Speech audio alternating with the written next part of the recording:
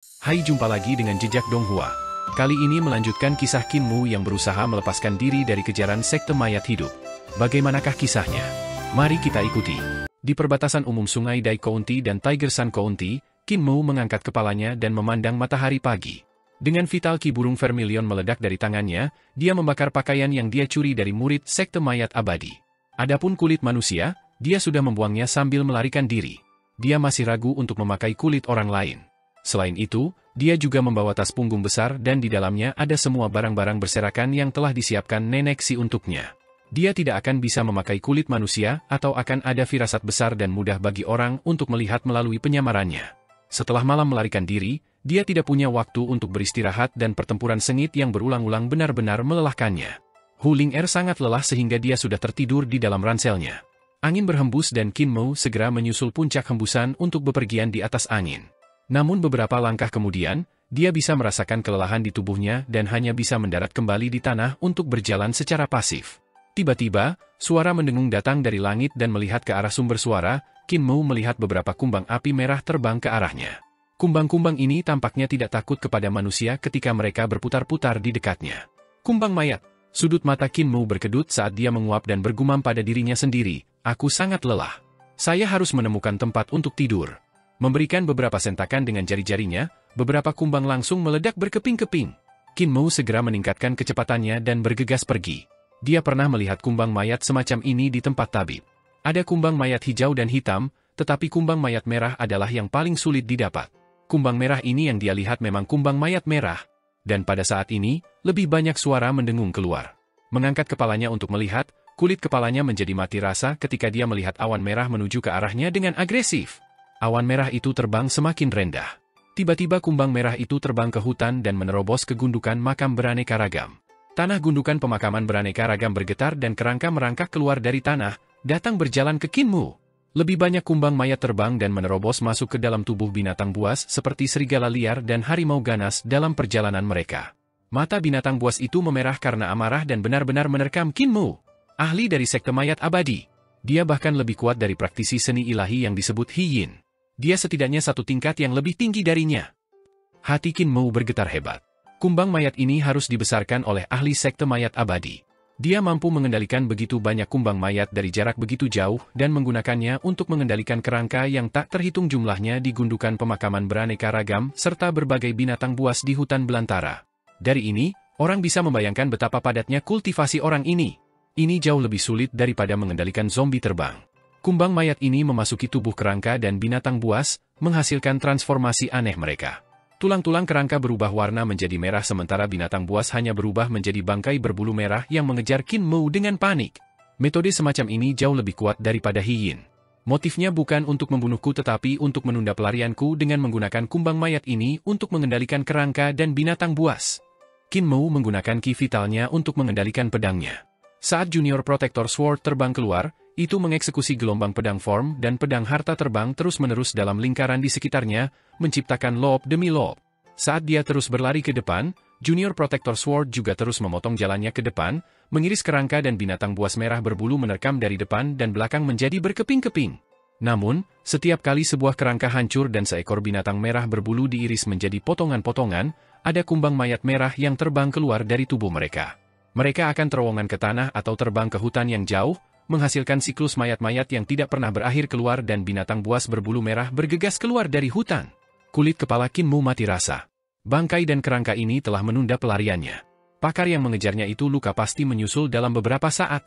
Tepat pada saat ini, Hu Ling-er dibangunkan dengan kasar oleh keributan. Melihat situasinya, dia segera mengeksekusi mantranya untuk memanggil angin iblis. Kekuatan angin tumbuh lebih besar dan lebih besar sampai berubah menjadi tornado dan menyapu semua binatang buas merah dan kerangka yang menghalangi jalan mereka. Tekanan pada Kinmu menurun sangat yang meningkatkan kecepatannya saat ia berlari ke depan.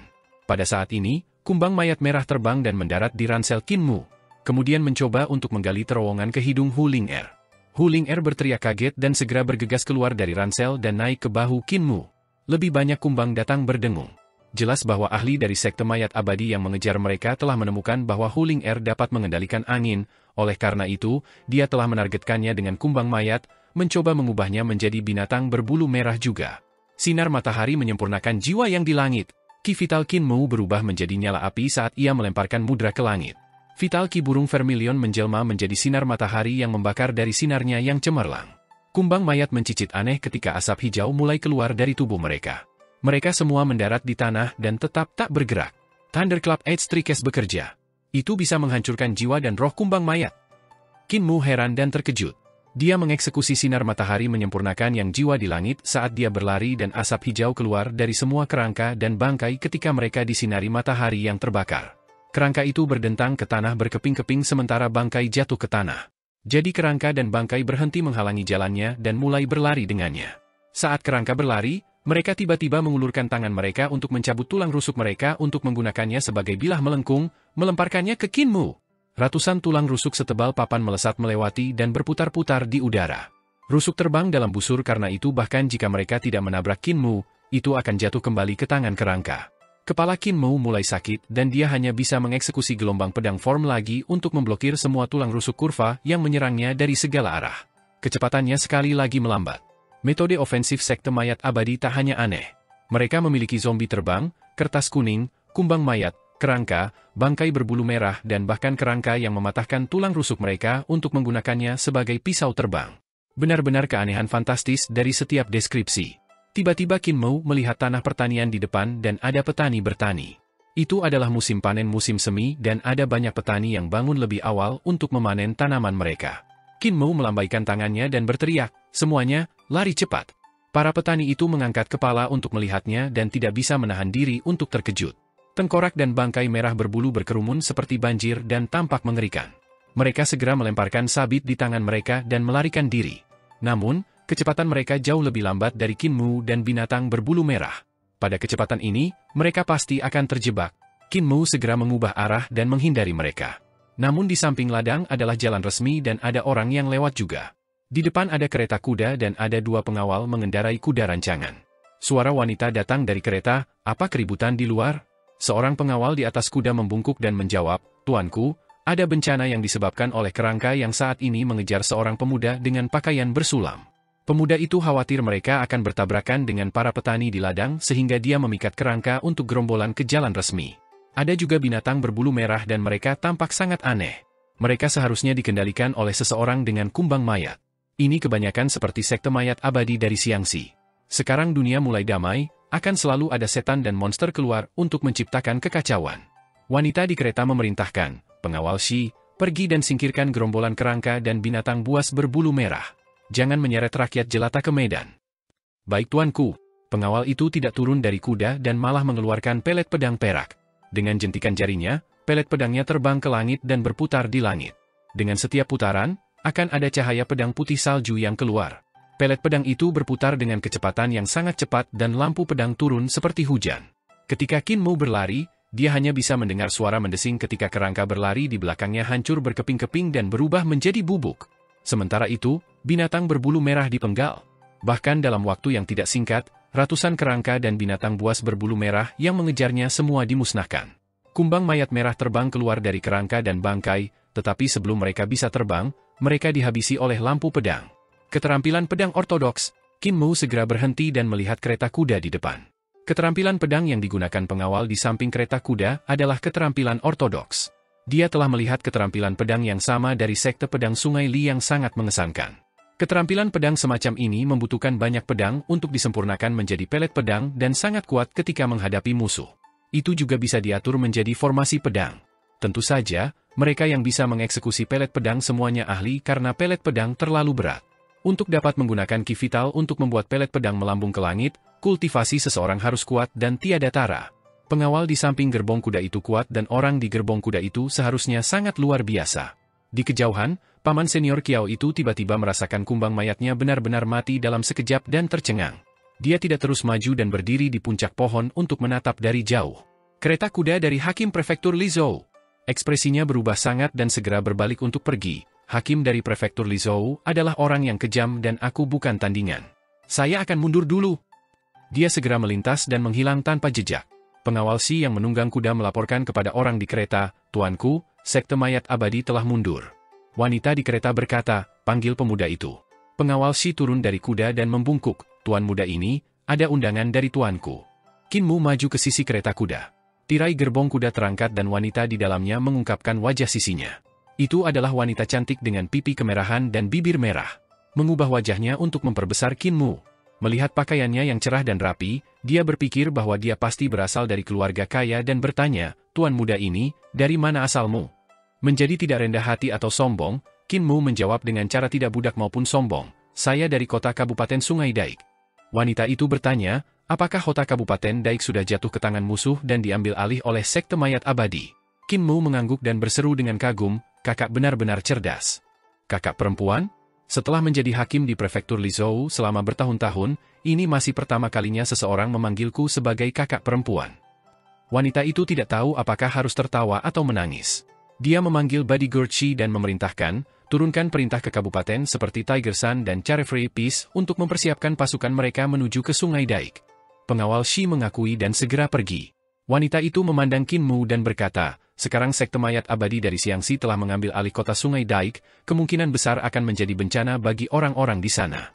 Anda juga dianggap sesuatu yang aneh untuk bisa melarikan diri. Saya melihat bahwa pakaian Anda cukup mewah sehingga Anda harus berasal dari keluarga kaya. Apa rencanamu?" Dia memiliki tatapan kasihan. Jelas bahwa dia merasa sekarang bahwa kota Kabupaten Daik diambil alih oleh sekte mayat abadi, tidak akan ada orang yang bisa bertahan hidup di kota. Karena Qin Mu berasal dari Kabupaten Sungai Daik, keluarganya kemungkinan besar akan meninggal di Kabupaten Sungai Daik dan tidak ada cara bagi mereka untuk keluar hidup-hidup. Itu sebabnya dia akan bertanya apakah Qin Mu punya rencana. Qin Mu ragu sejenak sebelum menjawab, "Saya berencana untuk pergi ke ibu kota." Wanita itu menganggukkan kepalanya dan berkata, "Senang juga pergi ke ibu kota. Prefektur Lizhou kami juga akan mengerahkan pasukan kami ke Kabupaten Sungai Daik. Dengan kekacauan dari perang, akan ada bandit yang muncul. Ini bukan tempat yang aman. Apakah Anda memiliki izin perjalanan untuk pergi ke ibu kota?" Qin Mu menatap kosong dan menggelengkan kepalanya. Wanita itu bergumam pada dirinya sendiri dengan tidak sopan dan berkata, "Aku Yuan Chuyu, hakim di prefektur Lizhou. Pemberontakan bersenjata terjadi di kota Kabupaten Daik di bawah pemerintahan saya dan ini adalah kesalahan saya. Wajar jika kamu tidak memiliki izin perjalanan ketika kamu harus melarikan diri dari kota Kabupaten Daik dengan panik. Saya rasa hakim wilayah Sungai Daik pastilah juga tewas dalam pemberontakan bersenjata. Pengawal Hu, siapkan bahan tulisan saya." Pengawal di sisinya mengakui dan segera mengambil bahan tulisan, mengirimnya ke kereta. Mengangkat kuasnya, wanita itu menulis beberapa kalimat pada dokumen dengan tulisan tangannya yang indah. Dia kemudian bertanya lagi, "Siapa namamu?" Qin Mu segera memberitahukan namanya. Hakim, Yuan Chuyu menulis warga prefektur Lizhou, Qin Mu dan mencapnya dengan stempel resminya. Ketika tinta kering, dia mengeluarkan dokumen dari kereta dan meminta seseorang untuk menyerahkannya kepada Qin Mu. "Ini izin perjalanan Anda, dokumen untuk menghapus bea cukai. Dengan izin perjalanan ini, Anda dapat memasuki semua kota besar yang Anda lewati dalam perjalanan, dan tidak ada yang akan memberi Anda masalah." Hakim Yuan Chuyu meletakkan tirai dan suaranya datang dari dalam, "Tidak perlu bagi Anda untuk merindukan keluarga Anda. Tidak ada yang berharga untuk dikenang di kota Kabupaten Daik. Pergi ke ibu kota dengan cepat. Kakak lelaki saya Yuan Chuyun adalah seorang pejabat di sana. Ketika Anda mencapai ibu kota, katakan bahwa saya telah merekomendasikan Anda. Aku harap aku masih bisa melihatmu lagi. Terima kasih kakak." Qin Mu membungkuk dan pergi ke jalan resmi. Yuan Chuyu menghela nafas, bocah yang menyedihkan, hancur dan menjadi yatim piatu di usia yang begitu muda. "Aku takut dia satu-satunya yang masih hidup di kota Kabupaten Daik, kakak Chuyu ini sungguh baik."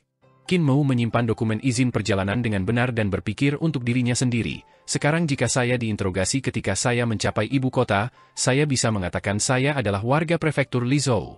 Tidak ada yang akan tahu saya dari Great Ruins. Sekarang saya begadang semalaman, saya harus istirahat di Kabupaten Tiger Sun." Qin Mu tidur di sebuah penginapan di Kabupaten Tiger Sun. Sampai malam ketika dia dibangunkan dengan kasar oleh keributan di luar. Dia bisa mendengar pemilik penginapan berkata, "Tidak tahu dari mana kumbang ini berasal. Mereka bergegas masuk dari semua tempat dan mereka tidak bisa dibunuh atau diusir. Ini kumbang merah. Petugas, bisakah Anda melihat apakah itu berbahaya?" Hati Qin Mu melompat dan buru-buru bangkit. Dia membangunkan rubah kecil dan mengemasi barang bawaannya. Pemilik penginapan masih berbicara tentang masalah bak dengan petugas di bawah, namun, petugas itu hanya seorang praktisi seni bela diri dan tidak tahu apa-apa tentang bak semacam ini. Ada banyak kumbang seperti ini di kota. Mereka tidak ada sebelumnya. Pasti perang yang akan datang yang menyebabkan investasi kumbang ini. Cukup injak serangga ini sampai mati. Mereka tidak bisa dihancurkan atau dibakar sampai mati. Bahkan ketika saya menyiram mereka dengan air mendidih, mereka masih melompat dan meributkan. Salah satu dari mereka bahkan pergi ke mulut tamu dan dia bahkan tidak bisa mengeluarkannya dengan muntah. Qin Mou meninggalkan koin berlimpah di atas meja dan mendorong membuka jendela. Hu Ling-er mengeksekusi mantranya untuk memanggil angin iblis dan Qin Mou melompat keluar, menginjak angin iblis saat ia pergi. Pada saat ini, dia bisa melihat kumbang mayat merah terbang berserakan di langit di atas Kabupaten Tiger Sun. Qin Mou menjentikan jari-jarinya berulang kali dan setiap gerakan seperti guntur meledak. Kumbang mayat di dekatnya jatuh ke tanah sebelum mereka bahkan bisa melihatnya. Mengapa sekte mayat abadi begitu gigih seperti hantu? Kami baru saja membunuh putra pemimpin pemujaan mereka. Apakah ada kebutuhan bagi mereka untuk mengejar kita tanpa henti? Hu Ling-er mengamuk dengan marah. Qin Mou mendarat di tanah dan dengan cepat berlari menjauh. Dia juga membeli beberapa nampan roti uap dan hanya membawa seluruh kapal bambu bersamanya. Tepat ketika pemiliknya akan meneriakkan pencurian, sebuah koin berlimpah melayang ke meja kiosnya, membuatnya tidak bisa menahan perasaan senang. Qin Mou memasukkan roti ke mulutnya saat dia dengan cepat berlari keluar kota manusia dan rubah dengan cepat menghabiskan roti. Ketika Qin Mou melihat ke belakang dan tidak melihat kumbang mayat merah mengikuti, dia menghela nafas lega. Hu Ling-er menerobos ke dalam ransel dan mengambil peta geografis Eternal Peace. Qin Mou membuka peta geografis dan memeriksanya. Dia kemudian mengangkat kepalanya dan melihat sekeliling. Setelah dia menentukan lokasinya, dia segera meningkatkan kecepatannya dan bergegas menuju ibu kota. Sementara itu, di kota Kabupaten Tiger Sun, banyak kumbang mayat merah tidak dapat menemukan Qin Mou dan terbang keluar dari kota. Di luar kota kabupaten, paman senior Qiao duduk di atas Flat Sun Mountain dan memanggil kembali kumbang mayatnya dengan sedikit cemberut. Namun pada saat ini, dia melihat seorang penatua lengan tunggal berjalan mendekat dan ketika penatua melewatinya, dia menginjak salah satu kumbang mayatnya dengan labu. Paman senior Qiao hendak memuntahkan kata-kata kasar padanya ketika dia tiba-tiba menyadari, kumbang mayatku tak tertahankan, jadi bagaimana mereka bisa terjepit sampai mati dengan mudah? Kakek satu lengan ini adalah seorang ahli dan yang terbaik adalah tidak memprovokasi dia. Ketika penatua itu berjalan jauh, Paman Qiao mengidentifikasi arah dan berpikir pada dirinya sendiri, tidak ada tanda-tanda dia di dekatnya. Dan karena jalan di sini telah diblokir oleh saya, bocah ini hanya memiliki timur, barat dan utara untuk melarikan diri dari. Zombie terbangku sudah mencapai kota barat dan timur kota dan tidak ada jejaknya yang bisa dilihat di sana. Kalau begitu, dia pasti sudah ke utara. Dia segera pindah dan menuju ke utara. Setelah jarak yang cukup dekat, Paman senior Qiao bertemu dengan ketua satu lengan lagi. Dia memandangi lengan berlubang dari sesepuh yang berjalan perlahan dan terus ke utara. Paman senior Qiao tidak punya niat untuk memperhatikannya. Beberapa kumbang mayatnya membentuk awan merah dan membawanya ke udara sementara sisanya terbang ke hutan untuk mencari jejak yang mungkin ditinggalkan Qin Mou. Penatua satu lengan menghancurkan dua kumbang mayat lainnya dan paman senior Qiao mengangkat alisnya sambil menahan amarahnya. Segerombolan kumbang mayat perlahan-lahan turun tetapi mereka tidak mendarat di tanah, menjaga jarak 1 yard dari tanah dan 2 meter jauhnya dari yang lebih tua. Senior paman Qiao membungkuk dan menyapa, "Penatua ini, kumbang mayat ini dibesarkan olehku. Tidak apa-apa jika Anda menekan 1 sampai mati, tetapi mengapa Anda harus menekan 2 lagi?" Penatua satu lengan berhenti dan menjawab, "Saya pikir mereka adalah serangga tanpa pemilik yang terbang di sekitar. Jadi mereka dibesarkan oleh Anda, permisi, permisi." Senior paman Qiao tersenyum, orang yang tidak tahu tidak bersalah, sesepuh harap lebih berhati-hati lain kali. Penatua satu lengan mengangkat kakinya dan menghancurkan serangga lain sampai mati. Ekspresi senior paman Qiao langsung berubah. Penatua satu lengan segera bergerak kembali dan berkata, "Saya tidak sengaja melakukannya." Beberapa kumbang mayat lainnya terbang di bawah kakinya tanpa alasan dan dihancurkan menjadi jus warna merah. Senior paman Qiao mencibir dan zombie terbang keluar dari hutan dan mengepung satu lengan yang lebih tua. Senior paman Qiao bertanya dengan ekspresi muram, "Penatua, apakah Anda di sini untuk bermain-main dengan saya? Sengaja menghancurkan kumbang mayat yang telah aku besarkan? Mungkinkah kau menggertak kami sekte mayat abadi?" Penatua lengan tunggal segera menjelaskan, "Jadi Anda adalah seorang ahli dari sekte mayat abadi. Jangan disalahpahami, bag Anda telah membuat jalan mereka sendiri. Anda tidak bisa menyalahkan saya." Senior paman Qiao tidak tahu kedalaman kultivasinya dan sedikit takut. Ekspresinya mereda dan memaksa dirinya untuk berkata, "Karena itu tidak sengaja, mari kita berhenti di situ." Ketika dia akan pergi, dia mendengar squash lagi. Senior paman Qiao menjadi marah dan ketakutannya menjadi nyali. Dengan pikiran di benaknya, zombie terbang menerkam si penatua. Zombie terbangnya berbeda dari Hiyin. Hiyin hanyalah seorang murid pemula dari sekte mayat abadi yang baru saja berkultivasi ke Six Direction Realm dan menumbuhkan seni ilahi. Padahal dia adalah sosok generasi yang lebih tua di sekte mayat abadi dengan penggarapan 7 Stars Realm. Zombie terbangnya telah lama disempurnakan menjadi mayat lapis baja tembaga yang memiliki tendon tembaga dan tulang besi. Mereka semua dikemas dengan kekuatan yang menakjubkan. Selain itu, dia telah memurnikan cukup banyak mayat dan dengan begitu banyak mayat lapis baja tembaga menerkam penatua satu lengan, secara alami sangat mudah untuk mendapatkannya. Sebelum zombie terbang itu menerkam sesepuh itu, nama Buddha yang beresonansi terdengar dan aura Buddha meletus. Darah paman senior Kiao berlari dingin dan hanya bisa merasakan seorang Buddha berdiri di depannya. Dia tidak bisa menahan rasa takut keluar dari jiwanya dan berlutut di tanah sekaligus untuk bersujud dalam-dalam, ampuni hidupku. Sementara itu, zombie terbang disinari oleh aura Buddha dan mereka jatuh ke tanah. Koneksi antara dia dan zombinya terputus sama sekali. Mereka langsung tercerahkan oleh penatua lengan tunggal dan tidak pernah bisa menyakiti orang lagi. Berdiri, penatua lengan tunggal menatapnya dan berjalan pergi, siapapun dapat membuat kesalahan, maafkan mereka jika memungkinkan. Saya tidak akan membunuh Anda, tetapi saya berharap Anda bisa menyelamatkan orang-orang jika memungkinkan untuk melepaskan mereka. Senior Paman Kiao mengangkat kepalanya dan melihat sekelilingnya. Dia menghela nafas lega dan berpikir pada dirinya sendiri, untungnya aku pintar. Jika dilatih dengan benar, keterampilan apapun akan bisa menyelamatkan nyawa, misalnya, berlutut ketika Anda tidak bisa menang. Dia bangkit dan menenangkan diri dengan ekspresi sedih di wajahnya. Zombie terbang ini menghabiskan banyak waktu untuk membuat darah dan keringatku selama bertahun-tahun, tidak pernah kuharapkan semuanya akan hancur. Siapa penatua lengan tunggal itu? Dia sangat kuat. Dia bahkan tidak menyerang dan hanya bersinar sekali dengan auranya untuk menghancurkan berhargaku. Namun, ketika aku menangkap bocah itu dan mengambil pedang harta karun pejabat tinggi peringkat pertama itu, semuanya akan sia-sia. Qin Mu dengan cepat berlari ke hutan dan tiba-tiba berhenti. Dia membungkuk dan memetik rumput kecil yang memiliki bunga dengan 3 kelopak ungu. Hu Ling bingung, Tuan Muda Mu, bunga apa ini? Ini adalah rumput asal bumi. Ia memiliki aroma yang tidak dapat tercium oleh manusia dan binatang. Qin Mo hati-hati memetik bunga ungu kecil. Dia membuang bunga dan menyimpan daun dan rimpang. Dia terus berkeliaran di sekitar hutan dan mencari beberapa ramuan lain yang merupakan ramuan umum yang dapat dilihat di hutan. Namun, aroma rumput asal bumi itu wangi yang tidak normal bagi serangga. Namun rumput ini memiliki racun yang tidak beracun bagi manusia tetapi mematikan bagi serangga, oleh karena itu disebut kutukan dari 100 serangga. Ramuan-ramuan lain yang kupilih tidak memiliki kegunaan lain selain untuk melipat gandakan aroma dan toksisitas rumput asal bumi sebanyak 100 kali. Dia dengan cepat bergegas ke depan. Saat ia berlari, ki vitalnya meledak dan menyangga beberapa tanaman obat di udara. Dengan menggunakan ki vital sebagai kuali, ia memurnikan obat di udara. Api meledak di tangannya yang lain dan memanggang herbal. Pada saat yang sama, vital ki kura-kura hitam digunakan untuk melembabkan herbal agar tidak terbakar. Sebelum dia menyeberangi hutan, Qin Mu telah selesai memurnikan energi obat herbal ini. Melepaskan ampas obat, tangannya saling bertautan dan seketika cairan yang seperti minyak bening muncul di tengah telapak tangannya. Qin Mu melihat sekeliling dan menemukan mata air yang bening dicol di dekatnya dan pergi untuk mencuci tangannya.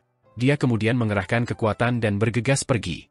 Tidak lama kemudian, awan merah datang terbang di langit yang mana-mana. Itu adalah kumbang mayat merah dari paman senior Kiao. Kumbang mayat merah ini mengikuti jejak Qin Mu dan segera menyusul ke Qin Mu. Tiba-tiba kumbang mayat tidak bisa mengendalikan diri dan terbang ke mata air jernih.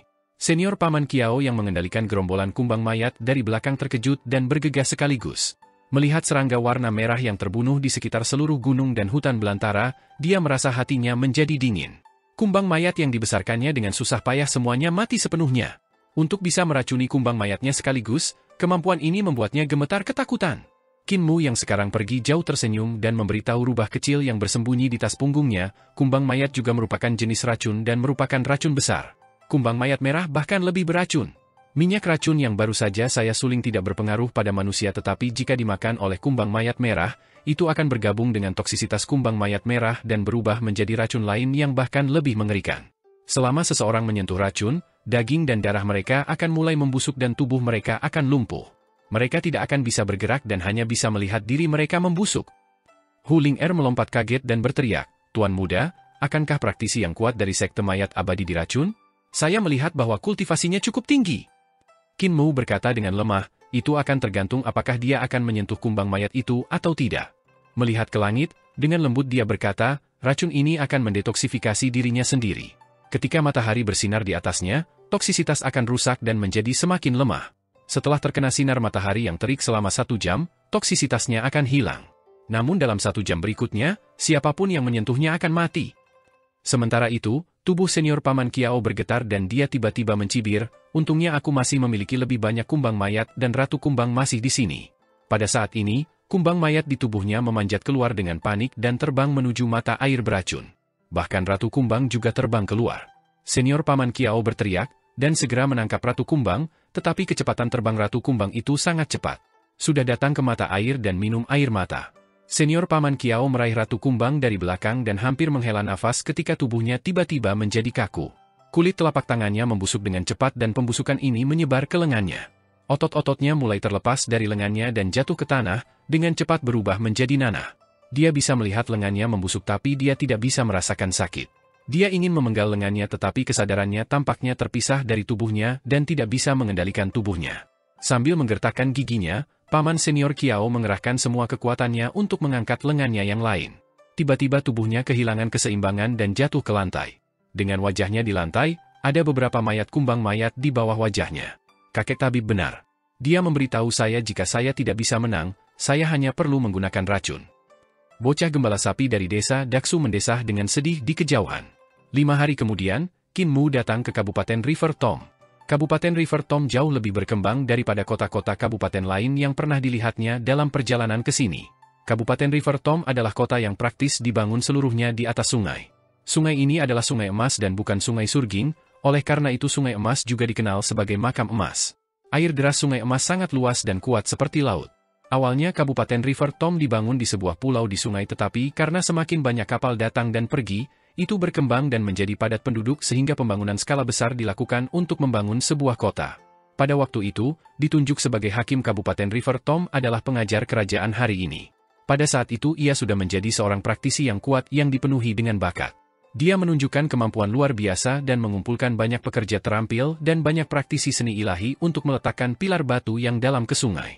Setiap pilar batu panjangnya 300 meter dan totalnya ada 3.800 pilar batu. Bagian atas pilar batu adalah 100 meter di atas permukaan air yang memungkinkan kapal-kapal besar untuk berlayar di bawah dan juga banjir mengalir melintas. Eternal Peace Imperial Preceptor menggunakan batu-batu besar untuk membuka jalan bersama dengan para pekerja terampil dan praktisi seni ilahi, dan menggunakan seni ilahi untuk menstabilkan dan membangun Kabupaten River Tom. Ini adalah proyek yang sangat besar dan butuh puluhan ribu praktisi seni ilahi melelahkan selama 10 tahun untuk membangun kota baru ini.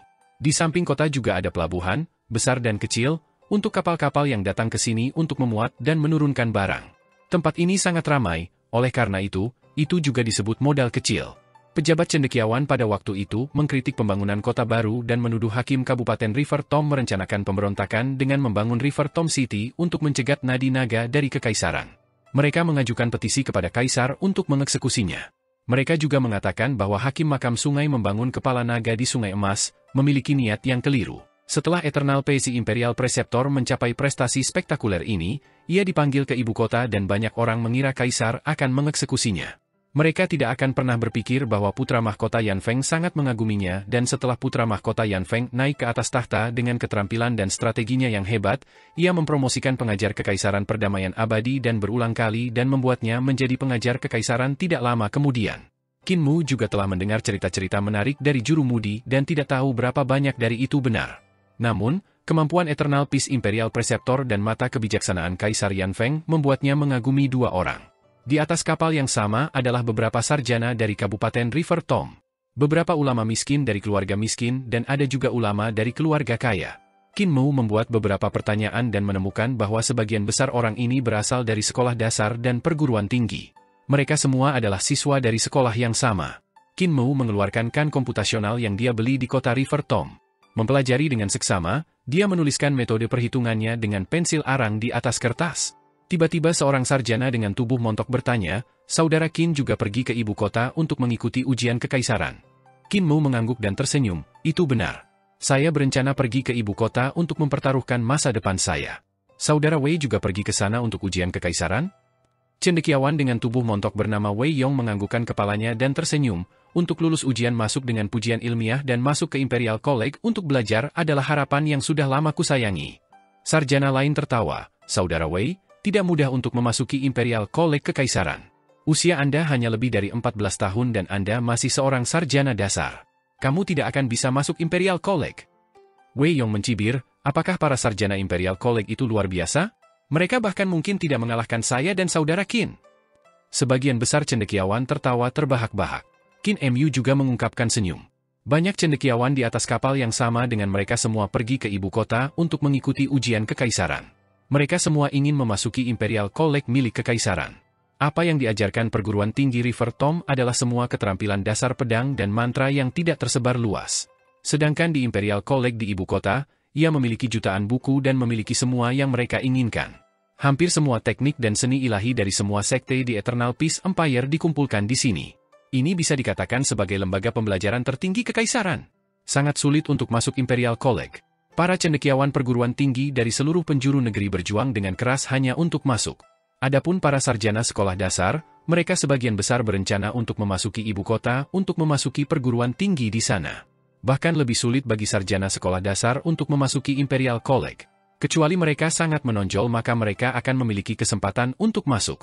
Setiap tahun, jumlah sarjana sekolah dasar yang dapat lulus ujian masuk dan masuk Imperial College hampir tidak ada. Juru mudi mengarahkan kapal ke pantai. Qin Mu memperhatikan bahwa kapal ini menggunakan tungku yang aneh. Ada api di tungku dan selama batu obat dilemparkan, energi roh di batu obat akan dapat memutar gigi di atas tungku. Roda gigi kemudian dihubungkan dengan roda air yang mendorong kapal besar itu maju seperti kendaraan air. Juru mudi hanya perlu bertanggung jawab atas kemudi dan mengendalikan arah. Qin Mu mendecakkan lidahnya dengan heran. Di mana dia bisa melihat alat aneh seperti itu di Great Ruins? Tidak lama kemudian, kapal besar itu akhirnya berlayar ke hulu. Turun dengan para ulama lainnya, Qin Mu mengikuti mereka dan datang ke pasar kendaraan dan kuda setelah berjalan jarak pendek. Qin Mu melihat sekeliling dan menjadi lebih ingin tahu. Dia bisa melihat perahu perjalanan darat, kendaraan terbang, kren dan naga darat untuk disewa dan dijual. Ada juga beberapa kapal yang siap dan menunggu untuk berlayar. Asap mengepul keluar dari kapal-kapal ini dan bahkan ada api bercampur dengan asap. Saudara Qin, di sini. Wei Yong berdiri di bagian bawah kapal dan melambai padanya. Kapal itu menurunkan jangkarnya dan ada beberapa cendekiawan naik kapal. Qin Mu berjalan dan mengangkat kepalanya untuk melihat kapal, mengeluarkan ekspresi heran. Wei Yong telah mengenalnya sejak awal dan tersenyum, perahu perjalanan darat terlalu bergelombang, kendaraan terbang terlalu mahal, kren dan naga darat harus berani melawan angin dan hujan, masih paling nyaman untuk menggunakan kapal. Hanya saja kecepatannya sedikit lebih lambat. Namun, masih terlalu dini sebelum pemilihan, oleh karena itu, mari kita bawa kapal ke ibu kota. Qin Mu setuju dengannya dan bertanya, berapa harganya? Wei Yong mengeluarkan sebotol anggur dan tersenyum, kamu berpakaian lebih bagus daripada aku dan kamu masih peduli dengan harganya? Sister Fox, saya membeli anggur untuk Anda. Hu Ling-er terkejut dan senang. Dia berdiri seperti manusia dan mengucapkan terima kasih dengan sungguh-sungguh sebelum mengambil botol anggur. Qin Mu datang ke lokasi awak kapal dan membayar ongkos kapal. 2 orang dan 1 rubah naik ke kapal dan tidak lama kemudian, kapal sudah sepenuhnya terisi. Ada tabib dan anak laki-laki mereka menjalankan tungku. Energi obat diubah menjadi kekuatan sihir untuk disuplai ke patung-patung binatang perunggu di bagian belakang kapal. Mulut besar dari binatang-binatang perunggu segera memuntahkan api yang intens dan kapal perlahan-lahan naik ke udara. Kapal perlahan-lahan menyesuaikan arahnya di udara dan membuka layarnya saat melaju keluar dari River Tom, menuju ke utara. Di kapal, para tamu semua memiliki kamar sendiri dan layanan makanan juga disediakan di atas kapal. Mereka hanya perlu menghabiskan beberapa hari berikutnya di atas kapal. Qin Mu berdiri di kapal dan menatap kapal semakin tinggi. Dengan kecepatannya yang meningkat, kota River Tom di bawah menjadi semakin kecil tetapi dia masih bisa melihat kendaraan terbang, binatang buas terbang, kapal terbang dan sebagainya yang terbang ke kota-kota lain dari waktu ke waktu. Sementara itu, kapal-kapal ramai di sungai. Kedamaian abadi benar-benar tempat yang ajaib. Qin Mu berseru mengagumi dirinya sendiri, Ling Yuxiu mengatakan bahwa keterampilan dan seni ilahi dari perdamaian abadi berkembang pesat dan sekarang saya melihatnya, tampaknya benar-benar terjadi. Dia bisa melihat bahwa Eternal Peace Empire menggabungkan keterampilan dan seni ilahi ke setiap sudut kehidupan sehari-hari. Kebutuhan dasar orang-orang biasa perlahan-lahan berubah dan ini sangat mirip dengan jalan orang suci yang dijelaskan dalam Great Educational Heavenly Devil Scriptures. Jalan suci itu untuk penggunaan sehari-hari orang awam. Kekaisaran Perdamaian Abadi telah melakukannya dengan sangat baik. Dia tiba-tiba memiliki pemikiran yang aneh, mungkinkah penasihat Kekaisaran Perdamaian Abadi juga menjadi bagian dari kultus setan surgawi saya? Ketika malam tiba, Qin Mu akan datang ke geladak dan mengangkat kepalanya untuk melihat aspek astrologi. Dengan menggunakan metode perhitungannya untuk menyimpulkan, ia kemudian akan mencatat perhitungannya di atas kertas. Setelah terbang selama 4 hari, kapal itu secara bertahap semakin dekat dengan ibu kota. Ini adalah pertama kalinya pergi ke ibu kota untuk sebagian besar cendekiawan dan sulit bagi mereka untuk menyembunyikan kegembiraan di hati mereka. Mereka semua membungkuk ke sisi kapal untuk melihat keluar. Tiba-tiba getaran keras melintas dan kapal miring ke satu sisi. Beberapa sarjana tidak memiliki pegangan yang stabil dan jatuh dari kapal. Beberapa orang ini tidak mengembangkan seni ilahi yang bisa membuat mereka terbang sehingga mereka melepaskan teriakan panjang dan mengental darah yang berlangsung lama. Karena kapal itu terbang terlalu tinggi, masih butuh beberapa saat bagi mereka untuk jatuh ke tanah. Qin Mou mengerutkan kening. Kedua kakinya seperti dua tombak dipaku ke kapal saat ia meraih Hu Ling'er yang mabuk dengan satu tangan dan juga yang mabuk Wei Yong dengan yang lain jika mereka jatuh juga. Pada saat ini, tawa nyaring datang dari luar kapal dan seekor ular sanca besar yang tak terbayangkan membuka mulut besarnya yang dibentangkan dengan duri, menggigit bagian belakang kapal. Semua orang di kapal terkejut. Bagian belakang kapal terputus oleh ular piton raksasa itu. Para sarjana yang berdiri di buritan kapal jatuh dari kapal dan bahkan ada beberapa sarjana yang tertelan oleh piton besar. Ada juga seseorang yang berdiri di atas kepala datar ular sanca besar. Orang itu mengenakan gaun bunga dan telah mengoleskan pemerah pipi dan bedak, terlihat sangat memikat. Namun, itu adalah pria yang memikat yang tampak bersemangat pada semua orang yang kebingungan di kapal. Tubuh tebal dan padat ular sanca besar melingkar dan benar-benar berhasil melilit beberapa tingkat kapal. Lantai-lantai pada tingkat-tingkat ini berderit dari ikatan dan para sarjana yang terpana ada di sekitar kapal. Bahkan tukang perahu pun ketakutan. "Saudara Wei Yong, bisakah kamu terbang?" Tiba-tiba Qin Mou bertanya. Wei Yong belum kembali sadar. "Apa?" Qin Mou mengangkat tangannya dan membuang lemak pendek ini dari kapal. Jeritan Wei Yong yang menakutkan datang dari bawah. "Aku tidak bisa terbang." Qin Mou melompat dan melompat dari kapal. Hu Ling'er yang sedang mabuk sekarang terjaga seperti burung hantu di malam hari. Qin Mou instan melompat, rubah kecil mengeksekusi mantra dan puncak hembusan mengangkat Qin Mou. Qin Mou menginjak puncak hembusan dan turun untuk meregangkan tangannya untuk meraih Wei Yong. Wei Yong yang belum pulih dari keterkejutannya menunduk dan berteriak lagi. "Berhenti berteriak!" Qin Mou mengerahkan kekuatan dan berlari dengan panik. Di langit, kapal besar itu berderit dan hancur berkeping-keping. Qin Mou terus-menerus mengelak di langit dan menghindari hutan besar yang datang melesat saat ia bergegas menuju kejauhan. Wei Yong berbalik untuk melihat dan tatapannya menjadi kusam. Kapal itu telah hancur berkeping-keping. Ular besar itu melingkari kapal dan mati-matian mengencangkan kapal dan membaginya menjadi dua bagian. Para sarjana di kapal melompat dari kapal. Ada beberapa praktisi seni ilahi yang telah belajar keterampilan terbang, oleh karena itu, mereka mengendalikan senjata roh mereka untuk membantu mereka terbang. Ada beberapa yang belum pernah mempelajarinya sebelumnya dan hanya bisa meronta-ronta tanpa daya ketika mereka menabrak tanah. "Long Jiaonan, apakah Anda mencoba untuk memberontak?" Kepala kapal dari kapal ini meledak menjadi amarah dan berubah menjadi raksasa yang menyala-nyala ketika dia menyerang orang yang memikat itu dengan seni ilahinya yang sangat menguasai. Namun, kapal tidak bisa mendukung pertempuran kedua ahli dan ruang elisir inti kapal hancur karena ikatan ular besar. Pada saat yang sama, ular besar itu memuntahkan awan asap racun ke wajah sang perwira perahu. Raksasa yang terbakar itu segera padam dan jatuh menghadap ke atas. Wajah Wei Yong menjadi pucat pasi, Sekte Dragon Rider telah memberontak. Orang yang telah mengangkat cacing besar ini adalah Long Jiaonan, Master Sekte Muda Sekte Dragon Rider. Dia adalah penjahat terkenal. Qin Mou menyeretnya dengan susah payah dan bergegas ke tanah. Ada kaki bukit di bawah mereka di mana mereka bisa menyembunyikan jejak mereka dan tidak ditemukan oleh praktisi kuat Sekte Dragon Rider. Setelah beberapa waktu, mereka akhirnya mendarat di tanah. Hu Ling'er menghilangkan mantranya dan hendak mengatakan sesuatu ketika jeritan darah mengental datang dari atas. Seorang cendekiawan menabrak mahkota pohon lebat dan berhamburan menjadi beberapa bagian di depan mereka, otak dan hatinya tersebar di mana-mana. Gedebuk, bunyi gedebuk lainnya datang dari tidak jauh. Sepertinya hujan di kaki bukit ini ketika para sarjana jatuh dari langit dan meninggal dengan mengerikan. Ekspresi Wei Yong berubah pucat saat dia menggigil tak terkendali. Telinga Qin Mou berkedut dan tiba-tiba menariknya untuk berlari ke depan. Di belakang mereka, tabrakan keras terdengar ketika setengah dari kapal itu jatuh dan menghancurkan hutan. Pohon-pohon yang ditabrak, ditembak ke segala arah, tampak sangat mengerikan. Tubuh besar kapal itu tergelincir 300 yard dan akhirnya berhenti sebelum menghancurkan Qin Mou yang berlari. Qin Mou terus bergegas ke depan dan ledakan yang menghancurkan bumi datang dari kapal. Itu adalah tungku yang meledak dan gelombang udara yang menghempas kedua orang dan satu rubah pergi. Qin Mou mendarat di tanah dan melepaskan Wei Yong sambil berbisik padanya, "Mari kita bergerak cepat, segera akan ada ahli dari Sekte Dragon Rider untuk memeriksa apakah ada orang yang masih hidup." Wei Yong baru saja pulih dari keterkejutannya dan segera berlari ke depan. Apa yang terjadi jika mereka melihat orang yang masih hidup? Hu Ling'er memutar matanya ke arahnya dan tampak sedikit mabuk. Jelas dia secara diam-diam meminum anggur. Fatty Wei, bagaimana menurutmu? Wei Yong menggigil kedinginan, Sekte Dragon Rider sungguh sangat berani. Mereka benar-benar berani menyerang kapal yang membawa para sarjana akan mengikuti ujian kekaisaran yang begitu dekat dengan ibu kota. Ketika luka Imperial Preceptor disembuhkan, dia pasti tidak akan membiarkan Sekte Dragon Rider pergi. Kamu benar-benar berpikir Imperial Preceptor terluka? Qin Mu menggelengkan kepalanya, menurut pendapat saya, Imperial Preceptor tidak terluka sama sekali. Dia sengaja memikat ular keluar dari lubang, untuk memikat semua kekuatan yang menentangnya di Kekaisaran Perdamaian Abadi dan menangkap mereka semua sekaligus.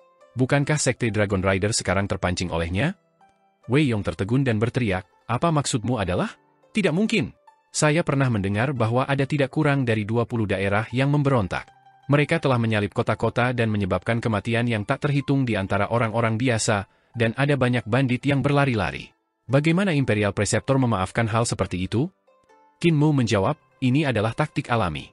Jika dia tidak terluka, bagaimana dia bisa memikat pemberontak dan pengkhianat ini? Karena itu ia terluka. Menderita kekalahan di Great Ruins dan dibunuh dalam perjalanan kembali, dia terluka parah. Tidak peduli apakah itu reputasi atau kekuatannya telah mengalami penurunan yang sangat besar. Siapa yang akan menyerah pada kesempatan sebesar ini?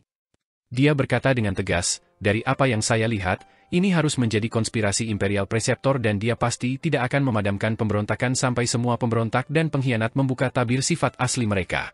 Wei Yong masih merasa sulit untuk menerimanya dan bergumam, tetapi banyak orang akan mati. Namun, bahaya yang bersembunyi di sekitar Eternal Peace Imperial Preceptor akan sepenuhnya dihilangkan. Apakah aku benar? Qin Mu menatap Wei Yong.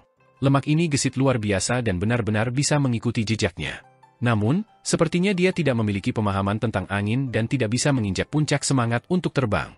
Qin Mu melanjutkan, begitu dia benar-benar menghapus bahaya yang mengintai, siapa yang berani main-main dengan dia ketika dia pergi berperang dengan pasukannya? Selain itu, jika Imperial Preceptor berhasil menangkap semua musuhnya sekaligus, siapa yang berani keberatan jika dia ingin naik tahta?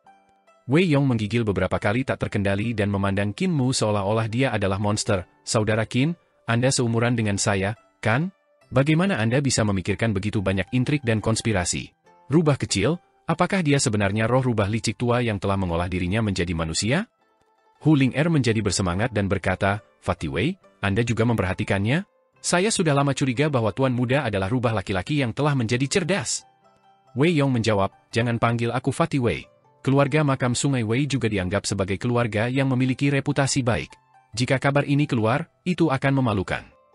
Rubah kecil kemudian berkata, kalau begitu aku akan memanggilmu Fatty Yong. Wei Yong terdiam beberapa saat sebelum menjawab dengan suara astringen, lebih baik bagimu untuk memanggilku Fatty Wei, setidaknya kedengarannya lebih baik. Tiba-tiba Qin Mu bertanya, Saudara Wei, apa kultivasi Anda? Saya telah menembus dinding 5 elemen dan membangkitkan harta karun ilahi 5 elemen saya, namun, kultivasi saya tampaknya tidak jauh lebih tinggi dari milik Anda. Wei Yong bingung, apa kultivasi Anda? Alam semangat embrio. Ki Vital Qin Mu menyapu dan mengeluarkan babi menyembelih pisau sambil berkata, Saudara Wei, Anda berurusan dengan 2 dan saya akan berurusan dengan 2. Wei Yong tidak mengerti apa yang dia maksud. Tiba-tiba 4 ular besar merayap dari hutan di depan mereka. Yang menyertai ular-ular besar itu adalah suara seruling merdu yang ringan dan cepat. Itu seperti gadis desa yang menawan bermain dengan ular hijau di semak-semak, nada kadang-kadang tinggi dan kadang-kadang rendah. Orang-orang yang meniup seruling harus menjadi murid Sekte Dragon Rider. Melihat ke arah sumber suara, Qin Mu tidak bisa melihat ahli dari Sekte Dragon Rider, karena itu mereka seharusnya menyembunyikan diri. Sekte Dragon Rider pada awalnya adalah Sekte Great Flourish County yang berada di dekat ibu kota. Mereka memelihara ular untuk mencari nafkah. Karena mereka bisa membuat ular besar, maka mereka menyebut diri mereka penunggang naga. Sekte ini telah ditundukkan oleh Imperial Preceptor dan selalu tahu tempat mereka. Bahkan di antara binatang aneh yang disimpan di militer, ada ular besar yang dibesarkan oleh para murid Sekte Dragon Rider. Suara seruling itu jernih dan merdu ketika ular-ular besar itu merayap bersama dengan musik seruling itu. Saudara Qin, senjata Sekte Dragon Rider mungkin terlihat seperti ular besar tapi sebenarnya suara seruling yang digunakan untuk mengendalikan serangan ular besar. Wei Yong hendak memberitahu Qin Mu tentang metode ofensif Sekte Dragon Rider tapi Qin Mu sudah bergegas keluar. Tanpa pilihan, Wei Yong hanya bisa mengambil langkah dan bergegas ke depan juga. Tiba-tiba suara seruling menjadi terkompresi dan cepat berlalu. Kecepatan ular mahkota merah besar itu tiba-tiba tumbuh lebih cepat saat mereka menerkam kedua orang itu. Qin Mu instan bertemu dengan ular besar pertama, cahaya pisau tiba-tiba melintas dan meledak seperti bola perak besar. Pertempuran tengah malam di kota-kota yang badai. Dalam sepersekian detik, sebelum ular mahkota merah besar itu menerkamnya, sebuah cahaya perak mengelilinginya. Cahaya perak ini mengalir dari kepala ular ke ekor ular itu dan ketika cahaya perak menghilang, yang tersisa hanyalah kerangka ular besar tanpa ada daging atau darah yang tersisa. Pada saat yang sama, Hu Ling Er mengendalikan bilah anginnya yang melengkung untuk membelah ular besar lainnya. Namun, suara seruling mengendalikan ular besar itu untuk menghisap dengan mulutnya yang besar dan mengisap bilah angin yang melengkung. Setelah itu, ular itu ingin memuntahkan asap beracun. Qin Mu menyatukan jari-jarinya dan mendorong ke depan, yang menyebabkan Junior Protector Sword menusuk mata ular besar itu. Menjentikan jari-jarinya ke atas, Junior Protector Sword langsung keluar dari kepala ular. Di sisi lain, Wei Yong mendorong maju dan budidayanya padat. Dengan kasing pedang di punggungnya, dia mengendalikan pedang terbang untuk menusuk ular besar. Kasus pedang juga merupakan senjata roh, namun, ketajamannya lebih rendah daripada pedang pelindung junior-junior dan pisau pemotongan babi. Wei Yong bergerak dengan gesit di bawah serangan kedua ular itu dan berhasil menciptakan banyak luka pedang pada ular besar itu, tetapi dia tidak dapat menemukan kesempatan untuk membunuh dua ular besar itu. Meskipun kultivasinya padat, tekniknya dalam pertempuran jauh lebih rendah dari Qin Mu dan gerakannya juga bergerak dari sekolah. Dia tidak memiliki kemampuan untuk membunuh dengan satu pukulan. Tiba-tiba Hu Ling Er melompat dan memasuki hutan seperti gumpalan asap sementara Qin Mu juga bergegas ke hutan dari arah lain. Wei Yong menjerit karena dia ingin bergegas juga, tetapi dia tidak memiliki kesempatan untuk sementara diikat oleh dua ular besar. Pada saat ini, suara seruling tiba-tiba berhenti dan tanpa perintah suara seruling, kedua ular besar itu keluar. Wei Yong mengambil kesempatan ini dan membunuh kedua ular itu, lalu bergegas ke hutan sekaligus. Ketika di hutan, dia mendengar suara rubah kecil datang. "Fatty Wei, di sini!" Wei Yong segera berlari dan melihat Qin Mu bersama dengan rubah kecil. Mereka berada di samping pohon yang menjulang tinggi yang berdarah tapi Wei Yong tidak melihat siapapun. Melihat lebih dekat, dia melihat bahwa yang berdarah bukanlah pohon itu melainkan manusia. Pakaian pria ini persis sama dengan kulit pohon dan bahkan wajahnya dicat dengan butiran kulit pohon. Orang ini telah menggali lubang di pohon besar, yang ukurannya tepat untuk disembunyikan di dalamnya. Tanpa melihat lebih dekat, tidak mungkin melihatnya. Dia adalah murid sekte Dragon Rider. Jantung Wei Yong berdetak kencang dan berkata, "Saudara Qin, para murid sekte Dragon Rider biasanya bergerak dalam kelompok." Qin Mu juga memiliki perubahan ekspresi saat dia melihat ke arah bagian yang lebih dalam dari hutan. Pohon-pohonnya hijau dan subur di sana, lalu lebih dari 100 sosok keluar dari batang pohon. Tubuh mereka ditutupi dengan butiran kulit pohon. Suara seruling terdengar dan tak terhitung ular besar datang merayap dari belakang hutan. Ular-ular menyebar di mana-mana di atas bukit dan lembah-lembah dan mahkota merah dari ular-ular besar ini seperti bunga yang bergoyang lembut di angin. Para murid sekte Dragon Rider sudah berjaga-jaga di depan, menunggu untuk membersihkan orang-orang yang telah lolos dari jaring. Ular-ular menjalar kemana-mana di atas bukit dan lembah meluncur ke depan. Adegan itu menyebabkan rambut mereka berdiri. Ekspresi Wei Yong menjadi pucat pasi dan bergumam, "Apa yang ibu kota lakukan?" Semua jenis iblis dan monster telah berlari keluar, di mana penjaga ibu kota? Pada saat ini, suara ledakan tiba-tiba datang dari ibu kota. Hati Qin Mu bergerak sedikit dan segera meraih Hu Ling Er dan menempatkannya di tas punggungnya dan berbisik, "Mundur!" Wei Yong jatuh kembali sekaligus dan ketika mereka berdua mundur sejauh 300 meter, ular-ular itu tiba-tiba mulai bergerak gelisah seolah-olah mereka telah mengalami guncangan hebat dan merayap dengan panik ke arah mereka. Selain ular, para murid sekte Dragon Rider juga menjadi panik dan melompat di atas kepala ular. Ular besar merayap seperti mereka terbang saat mereka menerkam Qin Mu dan teman-temannya. Kembali ke belakang. Qin Mu berteriak dan Wei Yong mengerti dan segera kembali untuk kembali bersamanya. Mencatat kotak pedang di punggungnya dengan keras membantingnya ke tanah, Wei Yong menutup kedua tangannya dan masing-masing tangan memiliki dua jari bergabung bersamaan saat dia memegang rahasia pedangnya. Kasing pedangnya terbuka dan pedang naik satu demi satu dengan ujung pedang menghadap ke bawah. Dengan dengungan pedang, pedang terpisah dan berputar di sekitar Qin Mu dan dia. Ujung pedang berputar cepat keluar. Qin Mu tercengang. Langkah dari Wei Yong ini tidak diajarkan oleh sekolah dan jauh lebih rumit dibandingkan dengan keterampilan pedang yang dikembangkan oleh para sarjana di sekolah. Seharusnya keterampilan pedang diturunkan melalui keluarganya. Wei Yong telah mengatakan bahwa keluarga Wei adalah keluarga yang memiliki reputasi baik di River Tom dan sepertinya dia tidak membual tentang hal itu. Ular-ular berkerumun dan ki vital Qin Mu meledak. Cincin emas muncul baik di depan maupun di belakangnya dan lampu pedang datang menembaki ular-ular besar dan para murid di kepala ular yang berkerumun. Ini adalah keterampilan yang dia pelajari di kuil kuno Border Dragon City. Itu seperti seni ilahi namun itu bukan seni ilahi. Kekuatan serangannya tidak lemah, dan begitu ular besar terluka oleh cahaya pedang emas, mereka akan menghindarinya dan meluncur ke satu sisi. Sementara itu, para murid Sekte Dragon Rider terganggu oleh cahaya pedangnya dan tidak punya waktu untuk menyerang balik. Orang-orang dan ular-ular ini tampaknya tidak menyerang mereka dan lebih terlihat seperti mereka berusaha melarikan diri. Namun, ada terlalu banyak ular yang berkerumun dan juga sulit bagi Kinmu untuk menghindari semua ular besar. Ular-ular besar ini berkerumun seperti banjir dan akan membanjiri mereka berdua. Wei Yong berteriak keras dan pedang terbangnya berputar di sekitar mereka berdua dengan cepat untuk mengiris ular yang berkerumun. Dengan nyala api dan percikan api, sisik-sisik ular besar berterbangan dari mendapatkan irisan dan bahkan ada ular besar yang dagingnya diiris terbuka, terlihat sangat menyedihkan. Tekanan pada Wei Yong tiba-tiba meningkat, membuatnya sulit untuk menahannya. Kinmu segera mengubah gerakannya dan dengan telapak tangannya saling berpotongan, ki vitalnya seperti sungai besar yang mengamuk saat berubah menjadi arus dan menabrak tubuh ular besar itu. Di ranselnya, Hu Ling-er mengeksekusi Mantera dan mengangkat tornado yang menyapu ular-ular besar. Tekanan pada dua orang dan satu rubah tumbuh semakin besar dan lebih besar dan pada saat ini, suara ledakan semakin dekat. Burung-burung besar dengan bulu hitam dan lambang merah berlari di antara gunung seolah-olah mereka sedang terbang. Burung-burung besar ini seperti bukit bergerak dan paruhnya panjangnya beberapa yard. Berjalan di hutan seperti berjalan di semak-semak ke arah mereka. Cakar tajam mereka menghancurkan bebatuan gunung dan paruh besar mereka mematuk ular besar, mengayunkan mereka ke segala arah. Di belakang, burung-burung berdiri 5 hingga 6 prajurit dengan quiver di pinggang dan busur panjang di tangan mereka. Mereka terus-menerus menembak murid-murid Sekte Dragon Rider yang diayunkan pergi dan setiap murid yang diayunkan dari kepala ular akan langsung menjadi sarang lebah. Dengan quiver di pinggang mereka, mereka tidak perlu meregang ke belakang untuk mengambil panah mereka dan hanya perlu menurunkan tangan mereka untuk mengambil panah lain untuk ditembak, karena itu kecepatan pengambilan gambar mereka sangat cepat. Burung-burung besar menyerang dengan kasar dan membubarkan ular. Ketika cakar burung besar mereka turun, mereka bisa meraih ular besar dan cakar tajam akan menusuk dalam-dalam ke tubuh ular besar dan merobek ular mahkota merah terpisah. Kawanan burung mengejar ular sampai mereka mencapai Kinmu dan teman-temannya.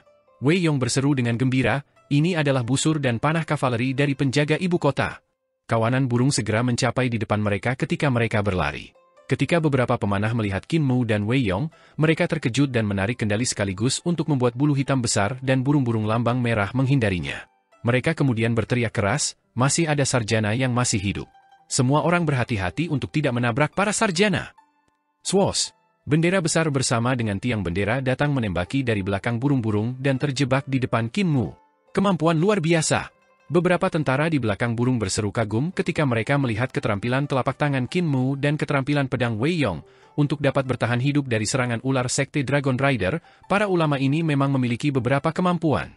Ketika kawanan burung pengisian di belakang melihat bendera ini, mereka segera berbelok ke kedua sisi dan menghindari Kinmu dan yang lainnya. Setelah beberapa waktu, kawanan burung dan ular semuanya tertinggal jauh. Kinmu menghela nafas lega dan Wei Yong yang ada di belakangnya meletakkan pedang terbangnya kembali ke kotak pedangnya. Merosot ke tanah, dia terengah-engah. Kinmu melihat ke belakang dan melihat binatang besar bertarung dengan sengit di hutan. Ular besar itu seperti seekor naga yang berputar dan berputar di hutan dengan dorongan yang menakutkan. Master Sekte Muda Sekte Dragon Rider Long Jiaonan pasti telah bertemu dengan busur dan panah kavaleri dan akhirnya berkelahi. Beberapa saat kemudian, pasukan tindak lanjut dari ibu kota membantai mereka. Orang-orang yang ada di sini saat ini adalah penjaga pedang. Saat pelet pedang naik ke langit, pancaran mereka menyilaukan dan 10.000 pedang terbang melesat ke bawah, menyebabkan korban besar bagi Sekte Dragon Rider. Long Jiaonan membawa ular besarnya dan mundur dengan ular berukuran lebih kecil yang merayap ke tubuh ular besar itu. Banyak murid Sekte Dragon Rider naik ke langit dan juga mendarat di tubuh ular besar itu. Ular besar itu benar-benar meludahkan awan iblis dengan guntur dan cahaya, dan naik ke udara dan bergegas pergi. Para penjaga pedang mengejarnya. Mereka segera pergi semakin jauh. Apakah masih ada sarjana yang selamat? Sebuah suara bertanya di hutan. Ya, saya melihat 2 sarjana sekarang. Hanya ada 2 sarjana. Suara itu terdiam. Dari mana kapal itu? Seharusnya dari Kabupaten River Tom, kota kelahiran Imperial Preceptor? Sial! Sekte Dragon Rider menyerang kapal sarjana dari Kabupaten River Tom jelas untuk menurunkan prestise Imperial Preceptor. Itu juga salah kami. Kami tidak menjaganya dengan buruk, ikuti saya, mari kita pergi dan bertemu 2 cendekiawan. Sesaat kemudian, beberapa burung besar berlari cepat ke Kinmu dan teman-temannya. Seorang perwira militer berpangkat tinggi berbaju besi melompat dari punggung burung untuk melihat Kinmu dan Wei Yong. Dengan suaranya yang menggelegar, dia bertanya, 2 cendekiawan, apakah Anda tahu ada berapa orang di dalamnya? Kinmu tidak menghitung dengan tepat dan ragu-ragu sejenak, sekitar 3 hingga 500 orang. Sudut-sudut mata perwira militer itu berkedut, 3 hingga 500 sarjana. Wei Yong segera berkata, Jenderal, ada banyak praktisi seni ilahi di antara para sarjana yang tahu cara terbang. Saya melihat banyak orang terbang keluar dari kapal. Mereka seharusnya selamat. Jenderal menggelengkan kepalanya, tidak ada yang selamat. Mereka dimakan oleh ular terbang sekte Dragon Rider di udara. Hanya kalian yang tersisa. Wei Yong melompat kaget dan melihat ke arah Qin Mu. Jika bukan Qin Mu yang cerdik dan melemparkannya dari kapal, dia akan mati di kapal. Setelah melemparkannya ke bawah kapal, Qin Mu membawanya untuk menginjak angin untuk bergegas ke hutan di bawah. Dia masih bingung mengapa Qin Mu tidak terus berlari di udara di mana itu akan lebih cepat. Dia tidak akan pernah berpikir bahwa semua sarjana yang terbang di udara sudah mati dan hanya mereka berdua yang dibiarkan hidup. Saudara Qin, hidup saya diberikan oleh Anda. Mulai hari ini dan seterusnya, Anda adalah saudara lelaki saya. Hu Ling bingung. Fatih Wei, apakah orang tuamu yang telah memberikanmu kehidupan? Wei Yong segera berkata, seperti orang tua kedua. Orang tua kedua. Rubah kecil, tidak selalu membuat masalah. Aku baru akan mengucapkan kata-kata tulus dan sekarang aku benar-benar lupa setelah diganggu olehmu. Perwira militer itu heran, nama keluarga Anda Wei? Wei dari keluarga Wei, River Tom? Wei Yong mengangguk, aku memang dari keluarga Wei River Tom. Petugas militer menghela nafas lega dan berkata, kamu benar-benar anggota keluarga Duke Wei. Tuan Muda Wei, Duke pasti akan senang mengetahui bahwa Anda baik-baik saja. Nama kecil adik ini adalah Qin? Mungkinkah itu Qin keluarga Qin di ibu kota? Qin Mu menggelengkan kepalanya dan tersenyum. Mei Qin bukan Qin dari keluarga Qin di ibu kota. Saya dari prefektur Lizhou. Perwira militer itu berkata, jadi, Anda berasal dari prefektur Lizhou. Semoga kedua cendekiawan mencoba untuk segera mencapai ibu kota. Sekte Dragon Rider memiliki kekuatan besar dan mungkin masih ada sisa-sisa. Adakah orang di sana? Kirim kedua cendekiawan ini ke ibu kota. Seekor burung besar datang dan prajurit di belakang burung itu tersenyum, semoga kedua cendekiawan ini muncul. Qin Mu dan Wei Yong melompat ke punggung burung itu. Mereka melihat bahwa bagian belakang burung itu sangat lebar dan bahkan ada geladak lebar yang dipasang di punggung burung itu agar orang-orang dapat berdiri. Bulu hitam dan burung lambang merah ini berjalan dan bergegas menuju ibu kota.